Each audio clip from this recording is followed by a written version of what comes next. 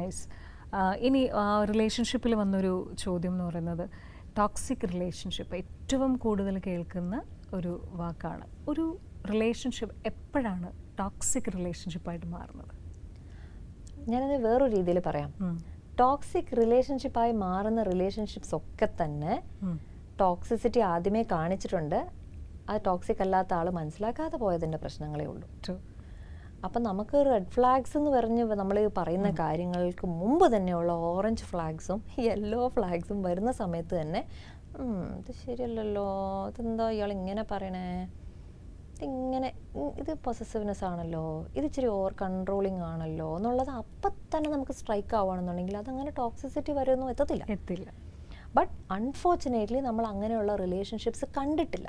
Secure ആയിട്ടുള്ള ഒരു toxicity ഇല്ലാത്ത, കൺട്രോൾ ഇല്ലാത്ത, മാനിപ്പുലേഷൻ ഇല്ലാത്ത, അബ്യൂസ് ഇല്ലാത്ത റിലേഷൻഷിപ്സ് നമ്മൾ അങ്ങനെ ഒത്തിരി കണ്ടിട്ടില്ല. നമ്മുടെ പേരൻസിൻ്റെ ജനറേഷനിൽ അതില്ലായിരുന്നു. അങ്ങനെ ഇപ്പം അങ്കിൾസ് ആൻറ്റീസ് ഒക്കെ ഉണ്ടെങ്കിൽ പോലും എത്ര കപ്പിൾസ് അങ്ങനെ ഉണ്ടായിരുന്നായിരിക്കും? മേ ബി 1 കപ്പിൾ അങ്ങനെ ഉണ്ടായിരുന്നായിരിക്കും. പിന്നെ അവരുടെ ലൈഫ് നമ്മൾ ഒത്തിരി ക്ലോസ് പ്രോക്സിമിറ്റിയിൽ നമ്മളങ്ങനെ watch ചെയ്തിട്ടുണ്ടാവില്ല.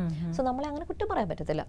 So we don't have to take responsibility we don't have to take the blame for that, but we can take the responsibility for that, for not being well aware, because information was always there, right?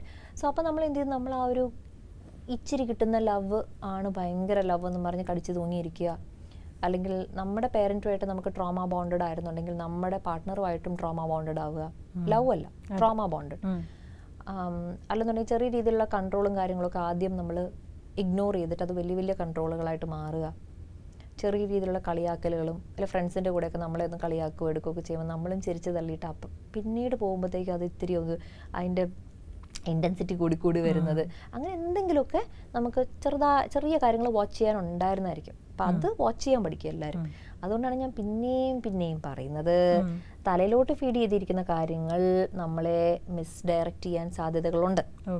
ശരീരം നമ്മളെ മിസ്ഡയറക്റ്റ് ചെയ്യത്തില്ല. ബോഡിക്ക് ഒരു സത്യമേ ഉള്ളൂ. ആ ഒരു somatic intelligence, ആ ബോഡിയുടെ ഇൻ്റലിജൻസ് എന്താണെന്നുള്ളത് നമ്മളൊന്ന് ഇവാലുവേറ്റ് ചെയ്യുകയാണെന്നുണ്ടെങ്കിൽ അകത്തുനിന്ന് തന്നെ നമുക്ക് പല പല മെസ്സേജസ് വരും. അത് ശരിയല്ല, ഇത് നിന്നെ എന്താ ഫീൽ ചെയ്യിപ്പിക്കുന്നത്, നിനക്ക് ഒരുമാതിരി ഫീൽ ആവുന്നില്ലേ, എന്തിനാ അപ്പം നീ ഇപ്പം ഇതിനകത്തിരിക്കുന്നത് എന്നാൽ അകത്തുനിന്ന് പലതും നമുക്ക് പറയുന്നുണ്ടാവും. സോ നമ്മൾ കുറച്ചുകൂടി ഒന്ന് ബോഡിലി നമ്മൾ കുറച്ചുകൂടെ ഇൻ ട്യൂൺ വിത്ത് വാട്ട് ആ body is trying to tell us കുറേയൊക്കെ നമുക്ക് പിടികിട്ടും. പിന്നെ എന്താണ് ടോക്സിക് റിലേഷൻഷിപ്പ് എന്ന് ചോദിച്ചു കഴിഞ്ഞാൽ, any relationship way you feel you are not an equal. Okay, ഞാൻ ഏതോ രീതിയിൽ താഴെയാണ്, അതായത് എനിക്ക് മേളിലാണ് മറ്റേ ആൾ എന്നൊരു തോന്നലുണ്ടെങ്കിൽ അത് ടോക്സിക് ആവാൻ സാധ്യതയുണ്ട്. Controlling relationship. Another thing is a relationship where you feel you are the only one taking efforts, the other person is not taking any effort. നമ്മൾ ആ റിലേഷൻഷിപ്പ് വളർത്താനും വേണ്ടി ഇങ്ങനെ പാടുപെടുകയാണ്. ഗിഫ്റ്റ് വാങ്ങിക്കുന്നു, കോൾ ചെയ്യുന്നു, എടുക്കുന്നു, എല്ലാം ചെയ്യുന്നു. പക്ഷെ മറ്റേ ആളുടെ കയ്യിൽ നിന്ന് ഒരു ഇതുമില്ല. കാരണം ചിലർ വിചാരിക്കും ടോക്സിസിറ്റി എന്ന് പറഞ്ഞാൽ അടിച്ച് പഞ്ചറാക്കി ബഹളം വെച്ച് ഇത് ചെയ്താലേ ടോക്സിസിറ്റി. ഇല്ല, ഇമോഷണലി അലൂഫായാലും ടോക്സിക് തന്നെയാണ്. ഇമോഷൻ സ്റ്റോൺ വാൾ ചെയ്യാന്ന് പറയും. ഒന്നും മിണ്ടാന്നും കൂടി ഇത് ആവുന്നേ ഇല്ല, ഇങ്ങനെ പോത്തിനോട് വേദബുദ്ധി പോലെ. അതും ഒരു വിധത്തിൽ ടോക്സിസിറ്റി അല്ലേ, അബ്യൂസ് അല്ലേ. കാരണം ഞാൻ ഇവിടുന്ന് കൂടുതൽ എനർജി ഇടുമല്ലേ. So that can be a toxic relationship. Another thing is if you feel like you're walking on eggshells, നമുക്ക് ചുറ്റും കുറേ എഗ്ഷെൽസ് വെച്ചിട്ട് അതൊന്നും പൊട്ടിക്കാതെ അതിൻ്റെ മുകളിൽ കൂടെ നടക്കണം എന്ന് ആരെങ്കിലും പറഞ്ഞു കഴിഞ്ഞാൽ, അങ്ങനെയാണ് നമുക്ക് റിലേഷൻഷിപ്പിൽ ഫീൽ ആവുന്നതെങ്കിൽ അത് 101% ഒരു ടോക്സിക് റിലേഷൻഷിപ്പാണ്. കാരണം നമ്മളിങ്ങനെ ഇത് പറഞ്ഞാൽ ഹേർട്ടാവും, ഇത് പറഞ്ഞാൽ വഴക്ക് പറയും, ഇത് പറഞ്ഞാൽ നമ്മളോടത് ചെയ്യേണ്ടെന്ന് പറയും. അങ്ങനെ ഒരു നനങ്ങാൻ പറ്റുന്നില്ല. ആൻഡ് 24 മണിക്കൂർ നിങ്ങൾ സോറി പറയുകയാണെങ്കിലും അത് ടോക്സിക് റിലേഷൻഷിപ്പാണ്. അങ്ങനെ കുറേ സിഗ്നൽസ് ഉണ്ട് നമുക്ക് കണ്ടുപിടിക്കാൻ. പക്ഷെ ഞാൻ പറയട്ടെ, ഇങ്ങനെ തിയറിറ്റിക്കൽ ആയിട്ടുള്ള നോളജ് വൈസ് പോവണ്ട.